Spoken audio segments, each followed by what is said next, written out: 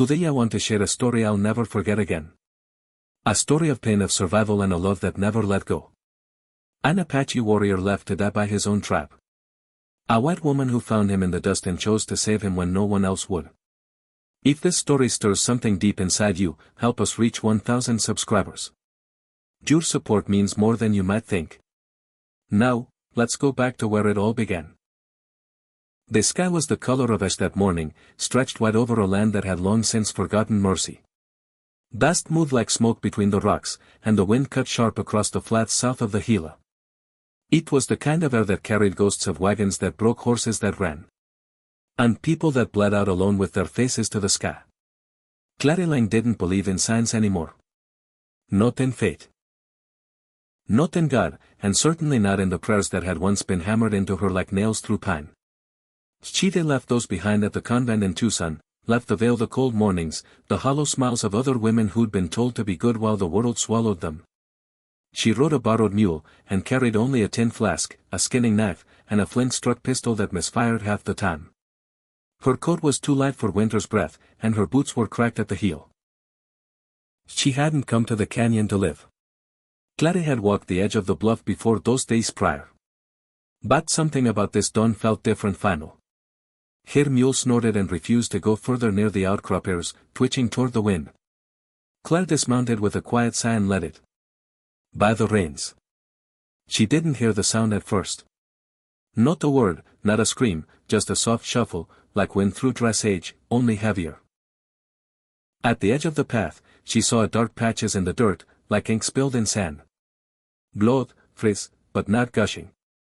Someone had been here, someone dying slow. Clary crouched low, eyes narrowing. The trail led down into the ravine, a steep, treacherous drop where brush thickened and rocks were loose underfoot. She followed. It wasn't a long way down, 30 yards, maybe. But every step was heavy with doubt.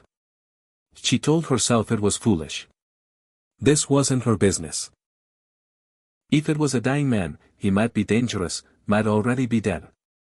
Then she saw him. It was crumpled beneath a twisted juniper, half buried in dust and dry needles. His left leg was swollen and bent the wrong way. Blood had soaked into the torn hide at his waist. His skin, once bronze and strong, was now pale with fever. Black hair clung to his temples. His eyes were closed. His chest rose shallowly. Clary stood frozen. An Apache, a warrior by the marks on his wrist wrap and the beaded braid at his shoulder. A man her world had been taught to fear. But he wasn't fighting. It was fleeing. She could have turned back. Left him to whatever gods he believed in. It would have been easy. She'd done harder things. But something in her wouldn't let go. She stepped closer. His eyes fluttered open just barely. Brown, dark as walnut wood. They didn't beg, didn't plead, just stared. "Can you hear me?" she asked, soft but steady. It didn't speak. Maybe couldn't. Clary knelt beside him, wary, but sure-handed. She touched his wrist. Still a pulse, but slow. His hand twitched. "You're not going to die here," she muttered, more to herself than him. She ran back up the incline, nearly slipping once. The mule balked again, but she yanked the reins firm. "Come on, damn you. Use tonse, do something useful." With the effort of someone far too small for the task, she tied a bundle blanket between two sticks and fashioned a crude drag. She laid it beside the man, rolled him onto Eddie with a grunt and a curse, then pulled inch by inch until they reached the canyon rim. It took her nearly an hour. Her arms burned, her back throbbed, but he never cried out. The mule carried him slowly, swaying under the added weight. Clary walked beside, breathing heavy, muttering half-prayers. She didn't believe. By the time they reached the old storage shack near the dry ale, the sun was high and mean. The shack was nothing more than 4 walls and a broken roof. But it was defunct shelter. Inside, she laid him on a straw mat near the back wall, covered him with a saddle blanket, pulled water from the canvas pouch, and touched it to his lips. He coughed barely. "You stay quiet," she whispered. "Don't try anything. eBay killed men before, but I don't want to kill you." He blinked once, slow, understood her tone, if not her words. She cleaned his leg first. The break was bad. She couldn't fix that.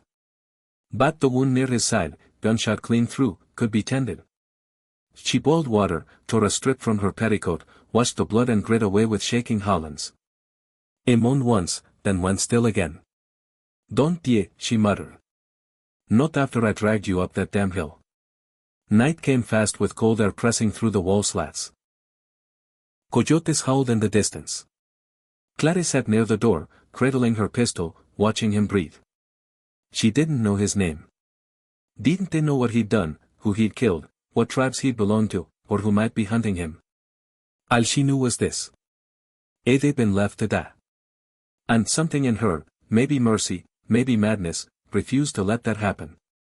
The second morning came colder. The fire had gone out during the night, and Claire woke to find frost forming on the inside of the window glass, delicate as lace. She pulled her coat tighter and rolled her stiff shoulders. Her back ached from sleeping against the wall, one hand curled around the handle of her pistol, the other beneath her head. The man Daniel, she decided to call him, if only to stop thinking of him as the Apache was still breathing barely. His chest rose in shallow uneven pulls, lips cracked and pale eyes shut but twitching beneath the lids. Fever had taken hold. His skin burned beneath her fingers. She knew the signs. She'd seen it in miners after leg breaks and railroad men whose wounds festered without whiskey or care. Once a fever got deep in the bones, a man could sweat himself right into the grave. Claire didn't have medicine, but she had fire and she had salt. She built the fire again, striking her flint until the sparks caught the dry grass and pine kindling. The smoke curdled blue into the rafters. She warmed water in a battered tin kettle, then laid her blade in the coals. A steel glowed red. Her hands didn't shake yet. She peeled back the blanket and examined the wound in his side. The bullet had passed through, but something had been lodged in the tissue, a splinter maybe, or part of his belt. She had pulled it out the day before, but now the skin around the wound was dark, angry, and wet with infection. She bit down on a strip of cloth and pressed the hot blade to the edge of the wound. The flesh hissed. Daniel's body jerked violently. His eyes flew open and locked onto hers, wild with pain. But he didn't scream. He stirred, grunted, then passed out again. Claire didn't stop.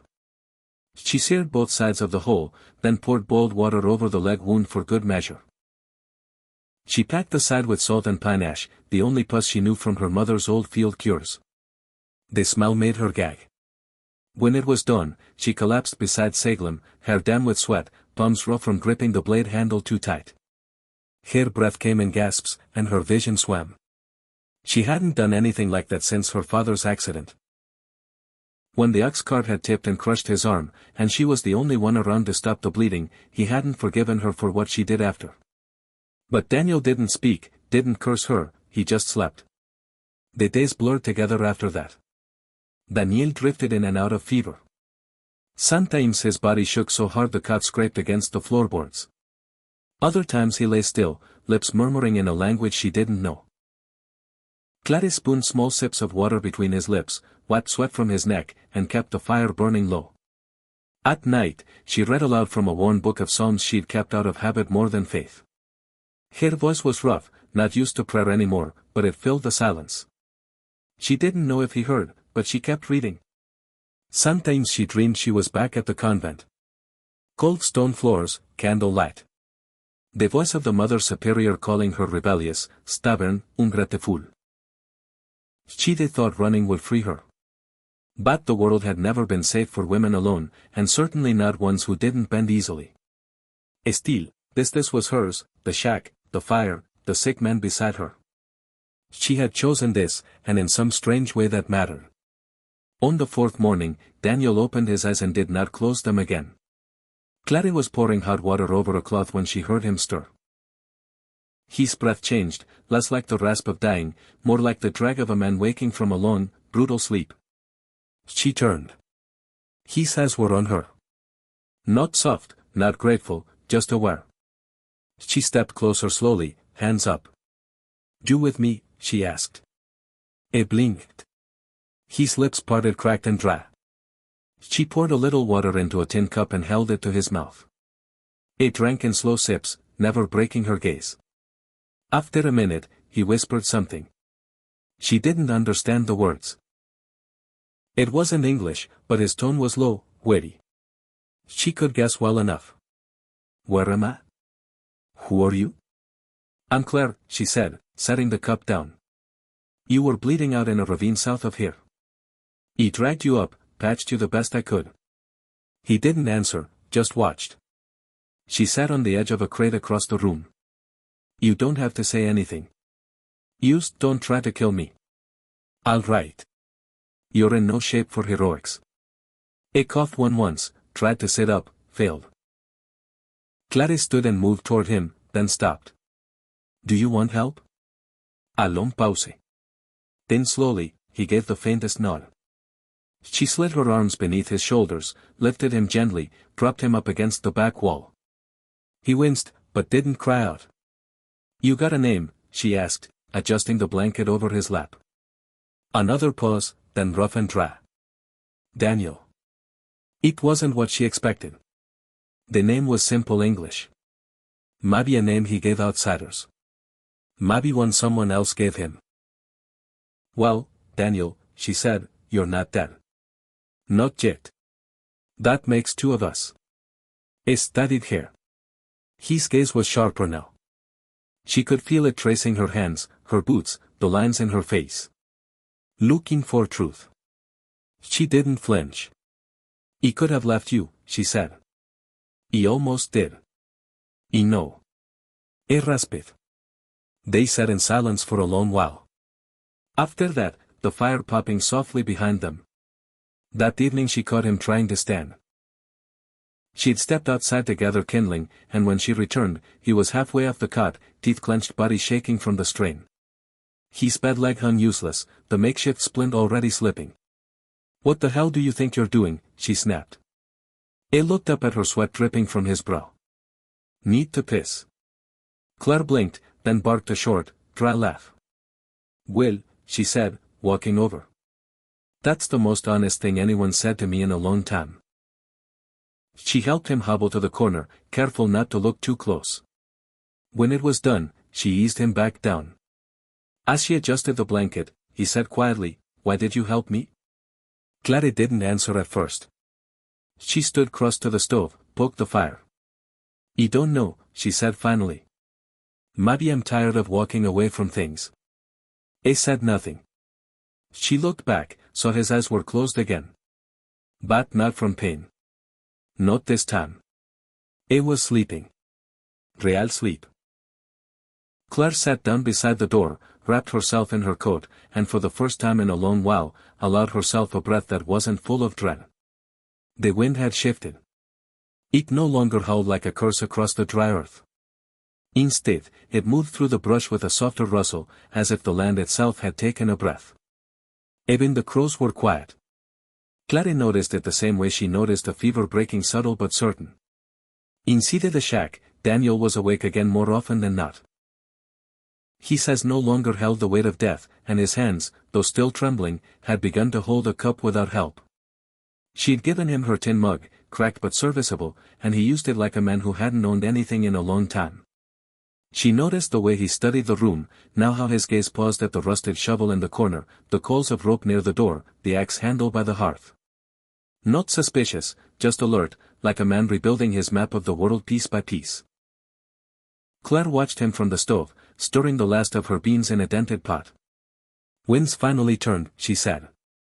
Daniel didn't answer, just looked at her for a long moment, then toward the window where the curtain fluttered. She crossed the room and handed him a tin plate half full. Eat slow, she warned. You're not exactly sturdy yet, he nodded. Eat without a word. It became a rhythm over the next few days.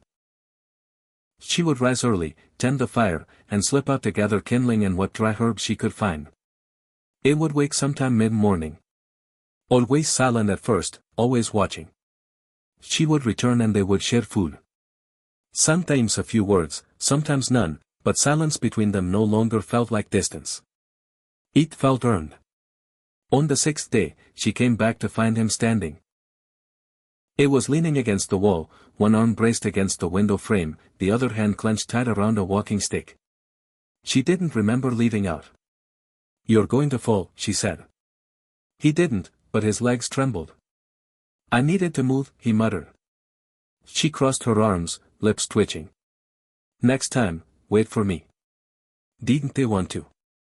Gladys snorted softly. "Stubborn." I looked at her. "Alive." She smiled despite herself. I took one shaky step, then another. She moved to catch him, but he waved her off. By the time he made it to the door and back, sweat soaked his shirt, and his breath came hard, but he smiled just faintly. She helped him sit, handed him water. "You'll tear that leg open if you go too fast," she warned. "Not fast," he said, just tired of lying down. That night they sat side by side near the fire. She wrapped her shawl tighter and passed him a strip of jerky. He chewed slow. "Where did you come from?" he asked, voice low. She stared into the flames a while before answering. "East Arkansas. My father was a blacksmith. Drank himself to death after my mother died. Y was 16. Daniel nodded, said nothing. "He married a man who promised me land," she added. "He gave me bruises instead." Then came the church. The ball, the silence. She looked at him then. He ran.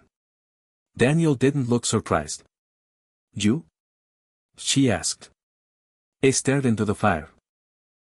"He followed my brother into war against the cavalry, against settlers, against anyone who threatened what little we had left. Then a raid went wrong. He was shot.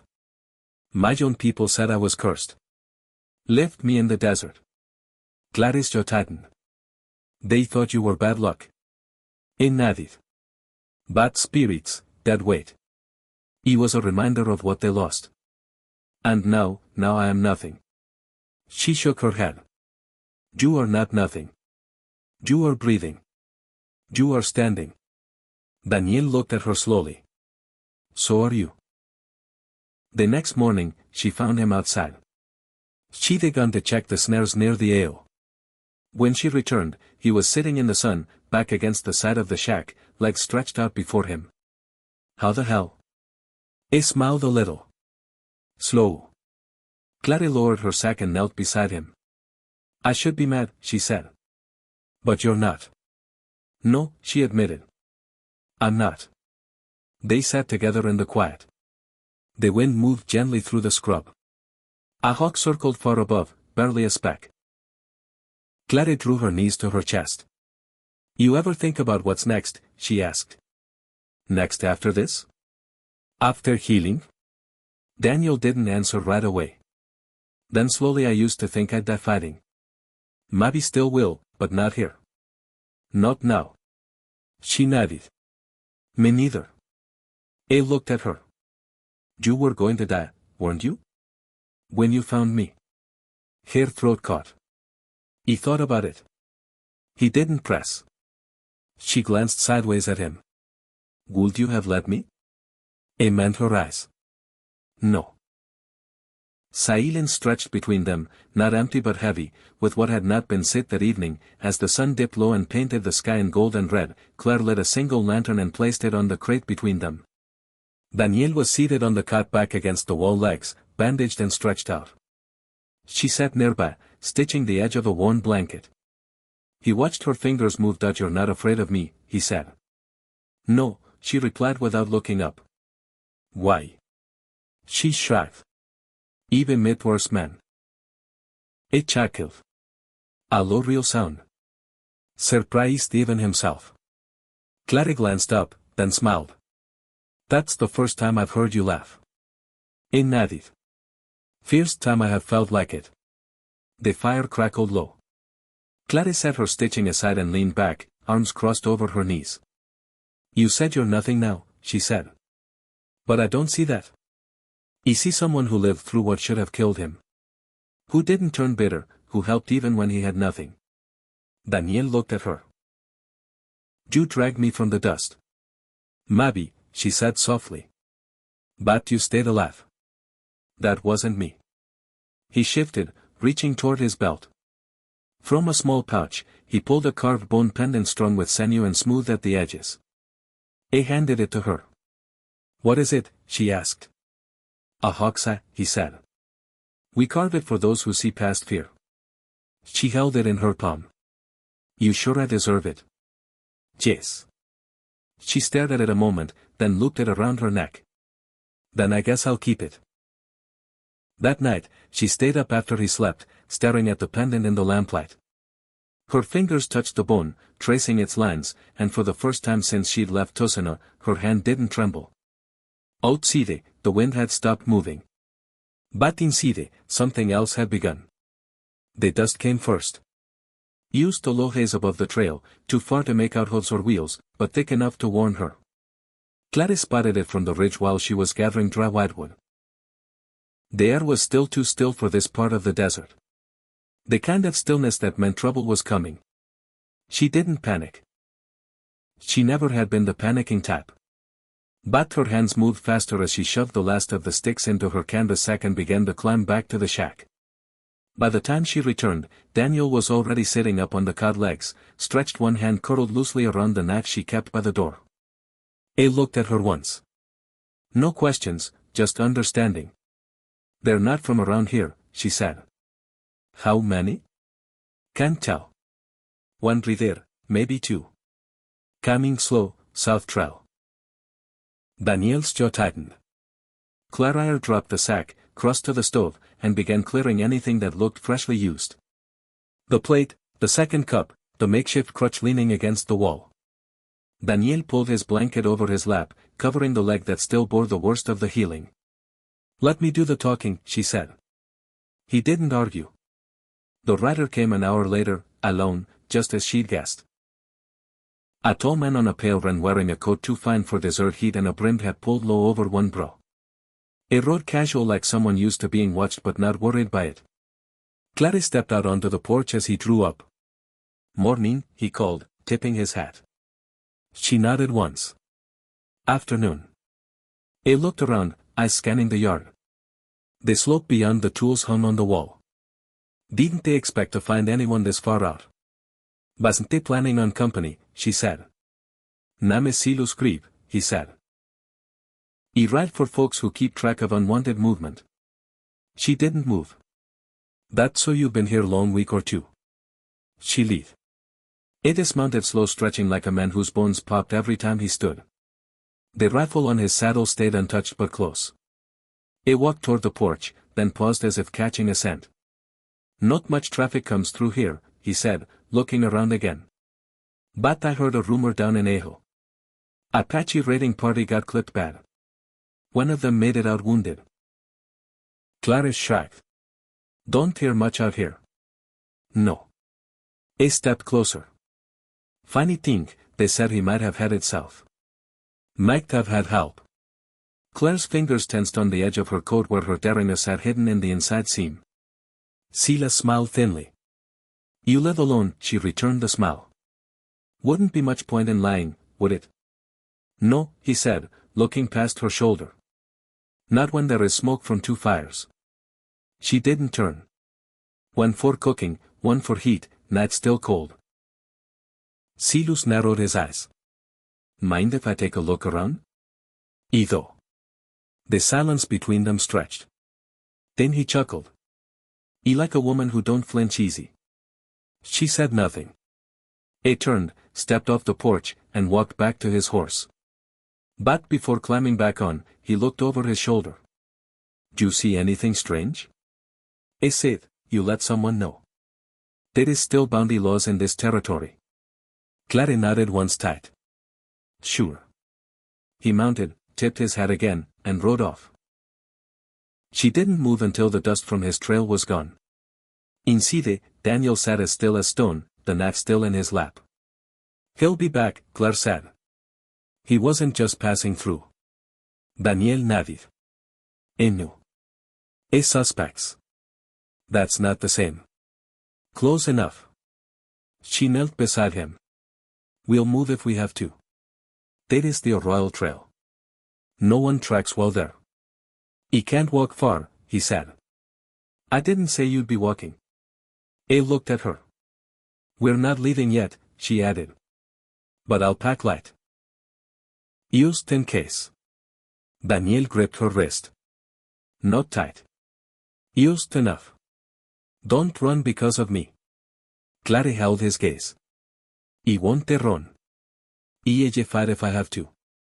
He released her hand, nodded once, then leaned back, jaw tight. That night, she sharpened the old hatchet and slept with her boots on. Silas came back 3 days later. This time, he brought company. 2 men, both mounted. One looked military, a private, judging by the buttons. The other wore rough clothes, carried a rifle slung low. Clary saw them from the trail again. This time she didn't go out to meet them.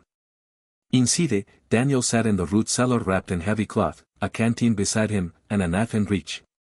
He didn't argue. He didn't ask how long. It just went. Clary pulled the rug back over the trap door, kicked dust over the edges, then lit the stove, and opened a book on the table like it was just another morning. The knock was sharp. She opened the door with a lazy draw. Well, if it isn't Mr. Grieve. Afternoon, miss, he said. This here's Private Langford. We're looking for someone. Still just me here. Silas looked around, stepped inside without asking. The soldier stayed at the door. Clary didn't stop him. He walked the room slow, looking at the cot, the fire, the pan on the stove. He glanced at the ceiling, tapped the wall once. You cook for 2, I eat twice as much when I'm irritated. Sumérgete. Private Langford cleared his throat. With respect, ma'am, we got description of a native male mid-30s wounded possible accomplice.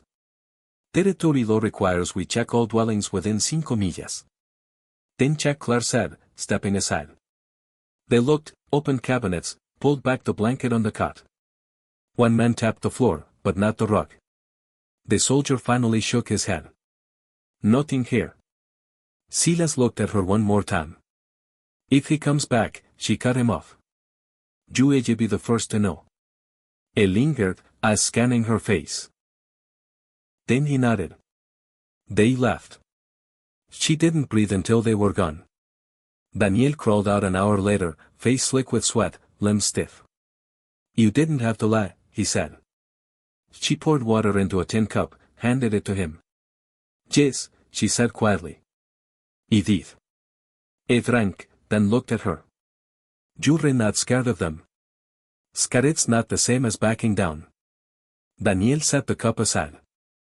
You could have let them find me. She leaned forward, voice steady. You think I don't know what happens to men like you? They wouldn't ask questions. They'd shoot you out back and lie about it in town. He was silent. She sat beside him. You're not a ghost, she said. Not to me. That night, neither of them spoke much, but Daniel didn't sleep in the cot. He slept beside the trapdoor, knife in hand, like the fight hadn't ended, only paused. And Claire, she didn't try to stop him. The cold didn't return, but something else settled over the cabin, heavier than silence, harder than fear. It was the waiting, not knowing if Silas would come back or send others, or if the next knock on the door would come with a gun and a badge. Clary moved through her days like someone bracing for thunder. She cooked. She checked the trail. She laid her hand over the rifle stock, more often than she noticed. Her eyes flicked the shadows at sundown. Daniel saw it all, but he said nothing. His leg was healing slow, but healing. He could stand longer now, hobble a few steps with the help of a thick stick he'd carved down himself. The first time he crossed the room without help, Claire didn't clap or praise him. She just nodded once, and he smiled. That night, they shared dinner at the table for the first time.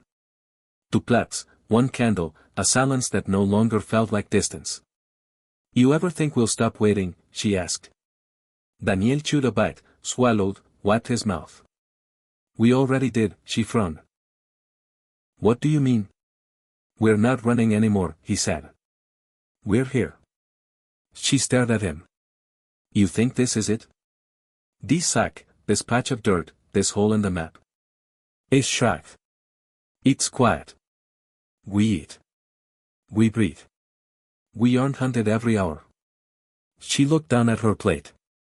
Feels borrowed. Daniel leaned back, hand resting on his thigh. Everything's borrowed. Time, shelter, even each other. Claire didn't answer. But later that night, after he'd gone to the cot and the fire had dimmed, she stood at the doorway watching the moonlight on the sand. Then she crossed the room, sat beside him, and laid her head on his shoulder. He didn't speak, didn't ask why. He just reached for her hand. 2 nights later, she found him outside sitting on the small bench near the back wall, sharpening the blade he carried since day one. It had a notch near the hilt and a faint sun-etched carving along the handle. Claire sat beside him without a word. "You ever go back?" he asked quietly. She glanced at him. "Where the place you came from?" She shook her head. "There is nothing there for me. Not a single damn thing. Nadie. Same." The blade caught the light. He held it steady, then set it down. "Why did you stay?" he asked. She looked at him. "You could have run. Left me in that cellar. Lead your way out." "He did lie," she said. "But not to get out, to keep you in." Daniel turned to her fully now, eyes dark quiet. "I've been alone a long time, Daniel. Even when I wasn't, and when I found you, I didn't expect you to live. But I hoped you would. And when you did, I didn't feel alone anymore. It was quiet for a long time. You saved me." "No," she whispered. "You saved me." He reached for her, then not rough, not hurried. His fingers brushed her cheek, trailed down to the scar near her jaw, faint the mark of some long-forgotten blow. She didn't flinch, neither did he. When she leaned in, it wasn't dramatic, no kiss in the moonlight, no sweeping music, just 2 tired bodies finding something that didn't hurt. Their lips met like an old habit remembered, familiar, but new again. Her hand slid behind his neck. His rested low on her back, fingers curling gently into the worn fabric of her shirt. When they broke apart, she didn't pull away. "Do you want this?" she asked, voice low. He answered without speaking, just pressed his forehead to hers, and let his breath mingle with hers. They went inside together, without words, without ceremony. In the low flicker of the firelight, Claire unbuttoned her shirt slowly. Her fingers were steady as locked on his when it fell from her shoulders. She didn't cover herself. Daniel reached for her like a man touching water after a drought. Not desperate, just grateful. His hands traced the ridges of her ribs, the dip of her waist, the scar that curved over her hip bone. She watched him, her breath caught her eyes soft but fierce. When she reached for the tie at his belt, he caught her wrist. "You sure?" he asked. She nodded. "I'm not broken, Daniel. I'm tired of being treated like I might shatter." He let go. "So am me." They undressed each other slow with no shame, no rush, just deliberate care. He kissed the hollow of her throat. She ran her hands along the old bullet scar near his side. They lay together on the cot, tight, narrow, but enough. When he moved over her, it wasn't urgent. It was patient, like a man asking permission with every touch. She arched into him, whispered his name, and felt something in her chest unravel, not with pain, but relief. After they stayed curled together beneath the threadbare blanket, Claire's head on his chest, his fingers tracing small circles along her spine. She didn't speak, didn't need to. It was near dawn when she stirred. The fire had gone to coals. Daniel still slept, bra even one arm over her waist. Claire rose, pulled on her shirt and stepped outside.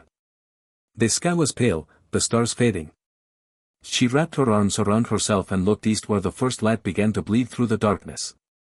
She didn't feel cold. She didn't feel afraid. She felt awake for the first time in years. When she stepped back inside, Daniel was sitting up, blinking sleep from his eyes. "You all right?" he asked. She crossed the room, sat beside him again, kissed his cheek. "You want to stay?" she said. He met her eyes. "Then stay." She nodded once. "But if you stay," he said, "you have to know. They kill for you." She smiled faintly. "Then we understand each other." Later that day, she brought him a small leather pouch stitched tight. Inside was a bone button sheath carved from an old antler near the trail. Not perfect, just shaped enough to show a sunburst on one side. "That's this?" he asked. Nothing, she said. Everything. Used something to keep in your pocket. He turned it over in his palm. Ella carry it always. She leaned into him, pressing her forehead to his. You're not just someone I saved, she whispered. You're the one I chose. He closed his eyes and for the first time in too damn long, neither of them felt like they were waiting. The wind picked up again before dawn. A low, steady whisper that wrapped around the shack like a warning. Daniel woke first the way he always did now. His breath clouded in the chill and instinct sharpened by too many years of war, and watching told him something was wrong. Clarice stirred when he touched her shoulder. She didn't speak. Just sat up, pulled on her boots, and reached for the rifle under the bed. They both heard it at the same time. Off-beat, that's distant, but closing. 2 horses, no wagon, no casual rider. She crossed to the window, cracked the shutter just enough to see. They're back, she said. Daniel didn't ask who. He already knew. Clary moved with quiet urgency. She packed the cantons, the spare shells, the blade she kept hidden beneath the stove. She paused once, looked at Daniel. You still want to run? She asked. He shook his head. Not anymore, she nodded. Then we stay. They prepared like people who had nothing to lose but each other. Daniel moved the table to block the front door. Claire reinforced the window shutters with cut planks nailed quick and hard. They stashed water in the root cellar, spread the extra bullets across the floor within reach. They said little, no time for speeches, just action. The hoofbeat had stopped just beyond the ridge. Then came voices, one clear, one gruffer. Claire loaded the rifle, checked the barrel, handed Daniel the pistol. You shoot only if they force it, she said. He won't miss, he answered. A knack. Then a voice mocking confident. Miss Lang, you hear? Clary stood just inside the doorway. Weapon steady. I'm here. You know why we came? Silas Grieve called. We gave you time. We gave you a warning. I'm not hiding anyone.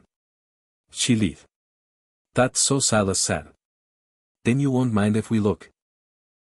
You come through that door, she replied. You never leave standing. A pause. Then the sound of a boot hitting wood. She fired through the door. The shot cracked the silence. One man cursed. A scuffle of movement. Then returned fire splinters from the wall, flying past her head. Daniel crawled to the corner, lifted the rifle she'd stashed under the old drum, and waited. His body ached. His legs screamed, but he held the weapon steady. 2 men, he whispered. One left, one behind the boulder. Clarade knelt by the front shutter, popped off another shot. Dust exploded near the rocks. Another shout. A voice Silas yelled something about backing off, but they didn't. The next shot tore through the roof. Daniel fired back. His bullet cracked stoning. Someone yelped. Then silence. Clary kept her breath steady. Her fingers were wide on the rifle's grip.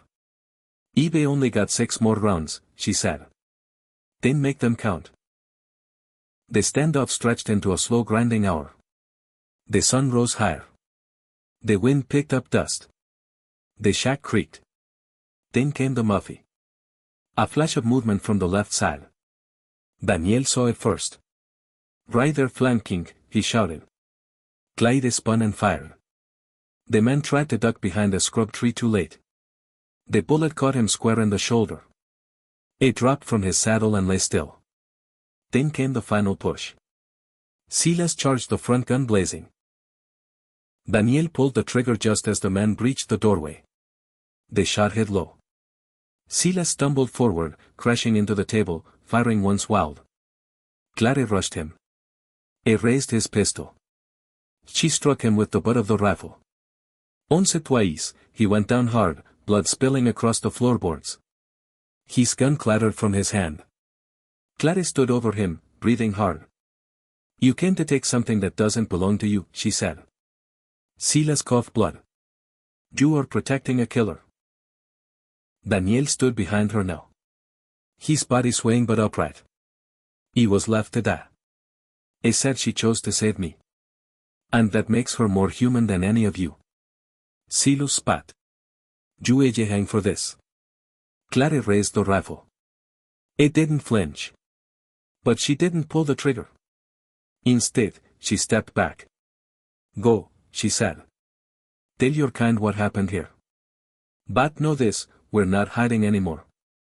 Daniel walked forward, took Salas's gun, unloaded it, and tossed it into the corner. Next time he said, we don't let you walk. They watched as Salas limped to his horse, face pale, hand pressed to his gut. He mounted with effort, glared once more, then rode off slow and bitter. Claire didn't speak for a while. Daniel sat on the bench cleaning the blood from his hands with an old queso. She joined him. Do you think he'll come back? She asked. Is shrugged. Maybe not alone. She nodded. Then we build stronger walls.